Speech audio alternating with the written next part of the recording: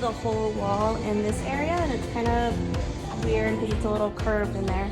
So we're gonna do this on both sides here, and then we're gonna hang that mirror right in the middle so we really get use of all the space in here. First, I'm gonna take down my measurements on here as far as how spaced I have everything. That way I have a good idea of the way this is going to go on that wall so that it comes out exactly the same. So once I get that here, then I'll get started with the middle one first, and then get all the other ones up there. If I like how that looks, then I'll just do the exact same thing, just flipped on this side.